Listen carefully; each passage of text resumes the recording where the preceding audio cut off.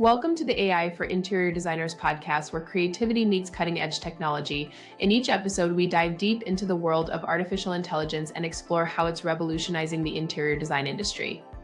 From AI-powered design tools to the latest trends and innovations, we've got you covered. So plug in, relax, and let's embark on this exciting journey together. Welcome to AI for Interior Designers podcast. P.S. This intro was written by and voiced by AI to sound like your host, Jenna Gaidusek. Welcome back for episode 72 of the AI for Interior Designers podcast. I'm your host, Jenna Gaidusek, and today I have a very special guest with me. Today I'm joined by Robyn White. Hey, Robyn, how's it going? It's going great, Jenna. How are you today? I'm great. So Robyn, you have we'll call it design studio, but it's not exactly a design studio. You help designers with other things. It's RDW Design Studio is the name of your company. But today we're talking about something that every design firm needs in their ecosystem, and that is being found online, right? Especially in the world of AI. So thank you so much for joining me for this conversation. My pleasure. Happy to be here. Yeah.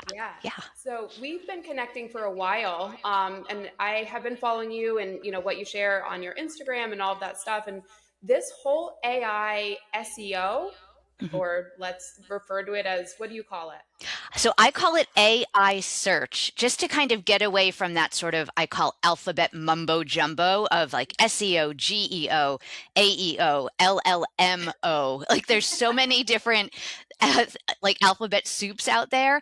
I like to call it AI search. I love that. I love that because or search visibility. Perfect. Yep. There's so many terms out there. And I know from speaking to a lot of firms that they're like, what do I do? How is it different? What do we even start with? So why don't you start with just telling us, what is SEO? Yeah. That's a great place to start. So SEO is the process of improving pages on your website to increase visibility so that those pages show up in organic, meaning non-paid search results, right?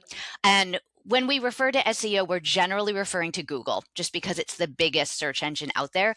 But SEO could also refer to Yahoo, Bing. There's a bunch of other smaller search engines out there. You can think of SEO on Pinterest, on YouTube, on Amazon, on Etsy, things like that. So it's just being found online through organic search. So someone is generally typing in a query or a keyword. Let's use, for example, interior designer near me or interior designer in Boston. And then Google is going through its index, using its algorithm, sorting results, and then sharing ranked results in its organic searches. So people can then go through those and then click through to the website.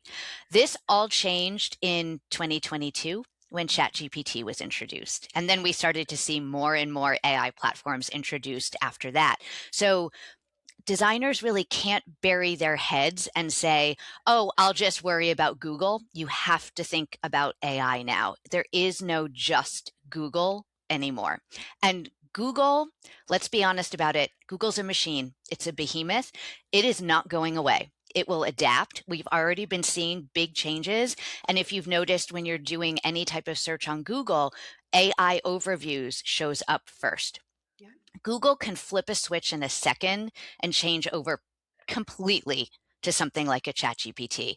And I'm sort of thinking that's what's going to happen in the future. But right now, we really have to think about traditional SEO. And then we also have to think about AI search as well. Okay. Wow. Yeah. So a lot to unpack because so many different layers to this. And I know it sounds daunting if, we signed up to be interior designers. We didn't sign up to write keywords and be found on the internet. So that's where you come in. Thank exactly. you. Yes. You're welcome. You're welcome. And so much more, not just what you do, but, so I guess what's the difference? What would be the difference between traditional Google search and what we're starting to see now? Yeah, that's a really good question. So basically, what we're seeing now and the way people are using AI is they are having conversations and they are putting in questions. So we are shifting away from keywords to questions. So we're not trying to rank for interior designer in Boston. We're trying to think, what is it that your ideal client might be querying in AI, and then trying to get mentioned or cited when AI is answering that query. Right. So people are getting much more detailed and having conversations. So it's not interior designer near me. It's who offers interior design in Boston that focuses on farmhouse style. So they're really drilling down and getting specific as to what they're really looking for. Now, the thing is, AI search is built on the shoulders of traditional SEO. So everything, if you were taking a holistic approach to SEO, which is what I do, where we're looking at your technical, your on-site, your content, and your offsite. If you were working with someone who was really taking a holistic approach, we still want to do all of that. Again, because Google's not going away. Now there's just some other layers that we need to add on top of it. So for my clients, keyword research is still something that I'm doing for them because that's what I'm able to measure and report on. Right now, the reporting function and how people are showing up in AI is very new, very expensive. And honestly, Jenna, these LLMs are probabilistic. You can put the same question in 100 times and you're going to get 100 different answers. So we can't really track this yet for me to be able to show my clients metrics. So we're kind of still looking at the old and layering in for the new. Yes. So when it comes to looking at metrics right now for myself, what I'm looking at is my website metrics, like, through Google Analytics or directly through Squarespace, which is where I host. And then I see the large language models and I break down how they found me. So I'll go and find, like, was it Google? Was it Claude? Was it Gemini? Yep. And deep research is really where it's at for all of these models, because that's where you have a higher probability of being seen because they're searching through thousands and thousands with that type of search, right? Right. So with this metric, it's still very vague, even in my analytics, like where and why and what questions, and I don't know. However, when I onboard a new client or have a lead come through, I always now ask, how did you find me? And 9 times out of 10, it's been large language models. That's awesome. And that's a question that has been important to ask forever. We always want to know how leads are finding us, so that we have an idea of what marketing is actually working for us. So that's not something that's new with AI, and it's great that you ask that. Yeah. I think before, like, it was a question that I was like, oh, okay, well, maybe, it probably was my website or it's probably Instagram. And so for me, it was just a thing on my questionnaire, but now I take it a lot more seriously when I ask, because when they do become my client, I can even say, hey, what was that question that you put into ChatGPT to find me? You can't find that in a search. You can't. And the nice thing about ChatGPT or Claude or Gemini, whoever you're using, is that you can actually do some research on yourself in there. You can do some research on your clients and find out what sort of questions are being asked. And then really the whole point of that is to address those questions in the content on your website. This is where FAQs come in. This is where topical depth and content clusters and pillar posts come in on your blog. And we have to write in sort of a new way for AI. I think we're all traditionally taught in school to build up to what our thesis is. That's not what AI wants. AI wants extractable, simple answers immediately. And when you really give that some thought, that's kind of what humans want now as well, because we're all in a rush and we don't want to read through 3,000 words to get to the answer at word number 2,500. So when you're structuring a blog post and you're thinking about wanting this to show up in AI, you want to start with key takeaways or a summary section, right? Okay. Then you want to give a very short introduction that is basically, let's say, answering the question of the blog, one or two sentences that can just be easily extractable by AI. And then when you're setting up the whole post itself, this is where you're giving the supporting information, not building up to the answer. And you want to have clear headings. And then in the first sentence or two after each heading, answer the heading, then support it. And then at the end, you want to have FAQ. What might people be putting into Gemini related to this post that then AI can easily extract? Oh my gosh, I'm going to go redo all my blogs. I am redoing all of my blogs and slowly redoing all of my clients' blogs as well, because it has changed. What hasn't changed is something called EEAT. And in case people aren't familiar with this, this is something Google introduced several years ago. It stands for expertise, experience, authority, and trustworthiness. Google has been looking for this for years, and AI is looking for this. They want to know that you are a credible expert in interior design, that you have experience with interior design, that you are an authority in interior design, and that you are trustworthy. And again, going back to that holistic approach to SEO, we would have been working on all of that, and that trustworthiness and that authoritativeness, that comes back to backlinks. Backlinks are links from other websites linking to your website. That's very important for traditional SEO. Brand mentions are what AI are looking for. So if you're getting a backlink, chances are your business name is being mentioned as well. So it's kind of the same exact thing, even though they're looking for it to be a little bit different, right? Google wants the actual link. AI doesn't care about the link, just the mention. But that is very, very important. Wow. Okay. Yep. So many things running through my brain. that's I touched on a lot there. Yes. And I'm just thinking that's why I buy AI optimized URLs. Like the whole name that every business that I've had, this is why I optimize that and buy it first. But I own so many domains, Robyn. How many do you own? I do not own very many. I think I own 2. Yep. Okay. Yep. I just had a bulk renew because I go through and I'm like, AI for cabinets, AI for interior design, which I bought, of course, AI for decorators. I own all of them.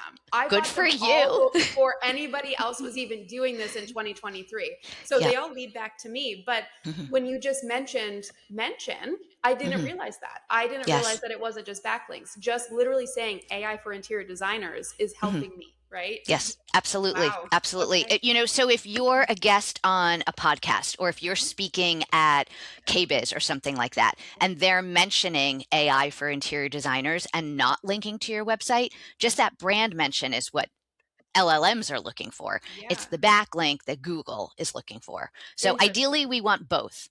Okay. Yeah. So let me tell you something that I did. So I was working on updating my press page. And as you know, I'm busy. I've done a lot in the last 3 years. I've had it all in my calendar, but I couldn't find all the backlinks. Okay. So what I did was I went to Claude. I said, I need you to update my press page for me. First, do deep research. Here's my name. Here's my business. Of course, it knew it, but just in case.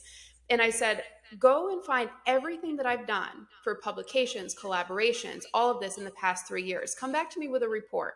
And then I had it turn it into HTML interactive code. And I just dropped that. And that's my new press page. But it is so thorough. That's awesome, Jenna. This is a wonderful way to be using AI. Taking something that would have probably taken you days to pull together, and it can do it in literally seconds. I think, and I'd love to hear what you think about this, but I feel like there's certain things AI gets wrong. That we really don't want to go to them to AI for help with this. And actually, I think sometimes Google might give a better answer in those instances, or just going to a really reliable expert source. But something like that is where it can truly benefit all of us, because there are so many ways in our business that we can use it to help streamline things and save us time. That's amazing. I love that. Yeah, that would have taken Yeah. forever. And honestly, it was something that I was putting off, but I'm teaching a class for Luann right now. And one of our Yeah. exercises was building our brand guide. And Mhm. so after I built the brand guide, I was like, well, let me do a little more research and see who Yeah. else is talking about me online. Yep. And that's where it kind of just evolved to, oh my gosh, I can just drop this whole thing in here and Mhm. update in real time now that I Yeah. have that HTML code next time Yep. I do something. Yep. That's fantastic. I absolutely love it. I love Awesome. it. Mhm. Yay, I'm glad you approve. Because this Yay! is not Yay! my expertise, and that's why you're going to be teaching with me next quarter. So, Mhm. in May 19th, by the way, guys, Robyn is Yeah. joining me for the second quarter of the certificate program to teach a class about this. So, Mhm. I'm excited to learn. Yeah. Oh, yeah. And we're going to go into so much more depth in the course, because there are certain signals that you really need to consider to help AI understand, validate, and actually recommend your brand. And it's, again, like I said, it's built on top of the shoulders of traditional SEO. So a lot of this, a lot of those signals we've probably been doing, but it's just kind of taking it to the next level, right? It's almost like SEO on steroids in a way. Yeah. We Yep. just have to be much more clear. And just to give one example, is really consistency and clarity absolutely everywhere you are online. So what I mean by that is, what is it that you want to be known for? Okay. Think about that. This is not something that's really quick and easy for a lot of people, right? So what's the main thing you want to be known for? And then that's what needs to be out there about your business everywhere, Good. because these are robots, right? They're not understanding subtlety, right? So this kind of goes back to something in traditional SEO called NAP, name, address, phone number, where whatever you had for your NAP needed to be absolutely consistent, exactly the same everywhere, down to like the abbreviation of street written out, or ST, with a period or without a period. Because again, these are bots. So those subtle differences, that breeds distrust. Then they're like, well, what's right? Because they don't realize the difference. It's the same thing now with what you're saying about your brand everywhere online. You don't want to say in one place that you do X, and in another place that you do Y, and in another place that you do Z. You want it to be the same everywhere. So website, any social media, newsletter, anytime you are featured anywhere and there's a bio of you, you want this to all be the same. So it's reiterating, building trust, building credibility with AI, that this is what you're an expert in. This is truly you. This is your brand entity. Okay. Yeah. So I'm hearing you say, like, building the brand trust, building that recognition a lot. It seems like, really making sure that you're expressing that you're a professional in Yeah. every asset, right? Yes. So there's been a lot of people that are like, well, I'm just going to start this virtual business and become an interior designer now that AI is here. And they Mhm. post all these images and whatever, right? That's Mhm. scary. We know that. Mhm. But because professionals tell a different story, because we live it, we're in the Mhm. field, we can write different types of things because it's Mhm. actual happening in real life, versus these fly by the night, I had the AI, I'm going to try and build a business in a place that I shouldn't be building a business. But Mhm. they don't have the years of experience and the actual know-how a Mhm. professional does. So do Right. you have any advice for the types of topics that designers, or firms in general, or anybody in this industry really should be writing about in a way that tells their entire story, but Mhm. also speaks to the whole search Yeah. field? And let Yeah. me know if that wasn't clear. No, it makes sense. Okay. And I'm going to try my best to answer it. So, something that is really, really important is your distinct point of view Okay. Mm-hmm. right? Somebody like what you were describing, they're not going to have a distinct point of view. You need to, what's your differentiator, right? What makes you unique? That's something we've been talking about in branding forever.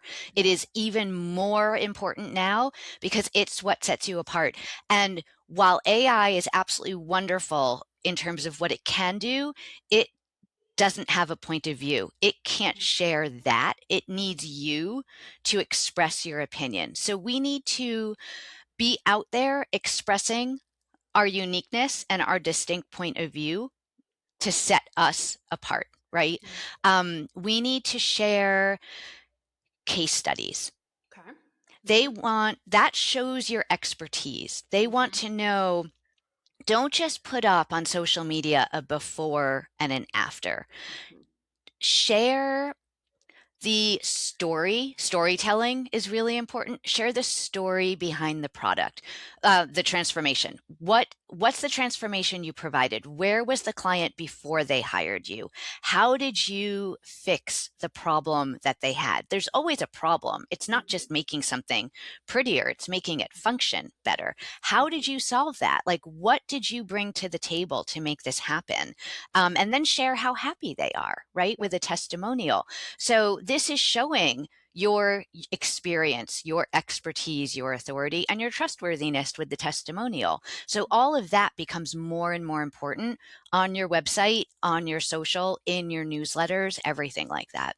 I Excellent. hope So that answers the question. it does, and it makes me Okay. have two follow-up questions. So here's how I have recommended doing this, and I could be totally off base here, so that's why I want to bring it up.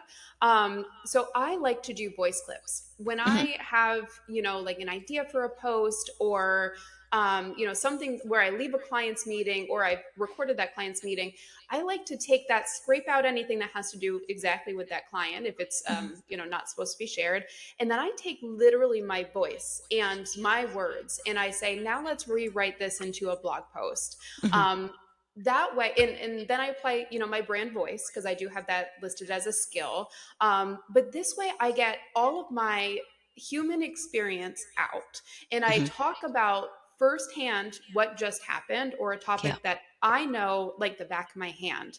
And I Mhm. have found personally that, in the beginning, I was like, what do I write about? And I would ask ChatGPT and I would be like, Yeah. so what are some blog post ideas? Always wellness.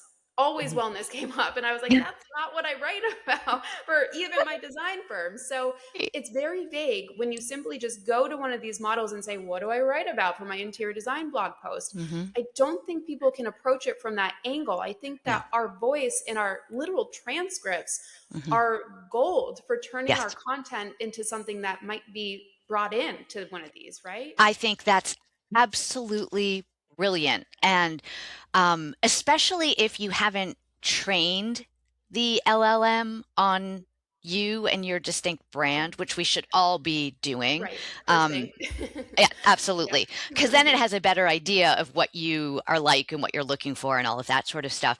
Um, and just to piggyback on top of what I think was phenomenal that you're doing is whatever AI writes for you, I always recommend don't ever post it just like that.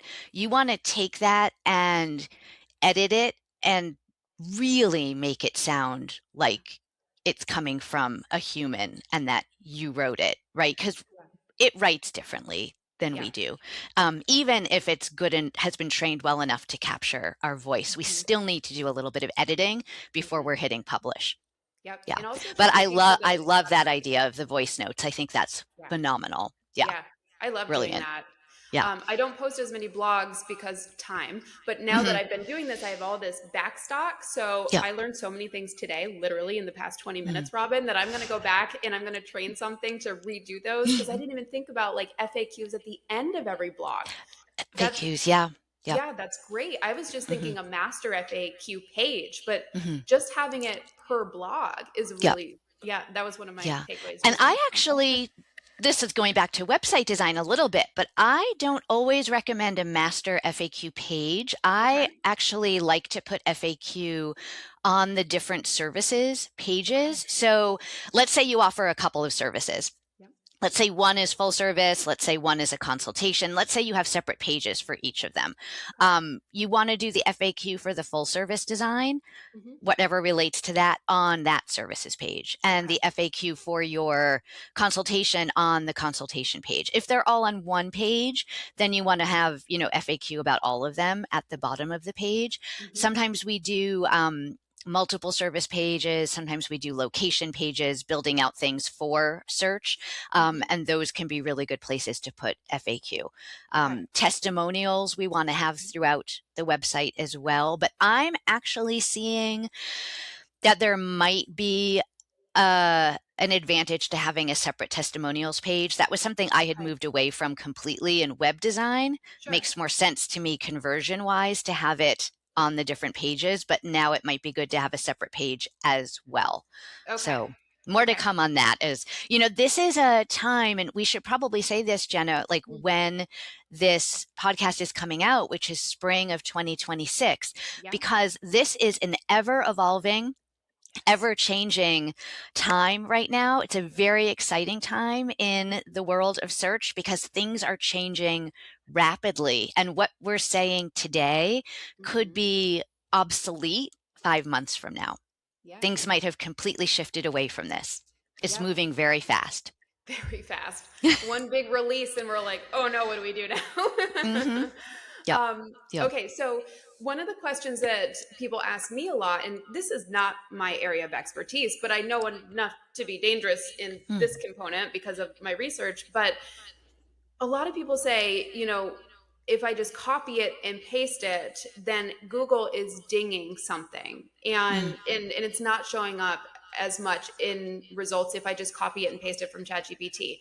And in some regard, I have to say, yes, if you literally didn't put any thought into it and it sounds like AI and you've never changed your brand voice and it is doing that comparative language and the M dashes are all over the place and you just had it write it for you with no context, I think that is red flag AI all over it.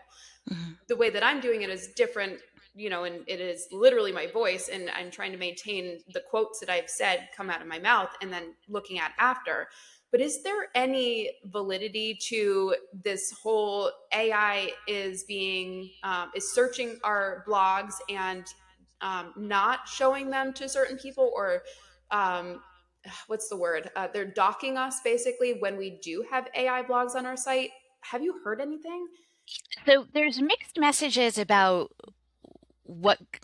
whether Google is dinging or not when it comes down to that.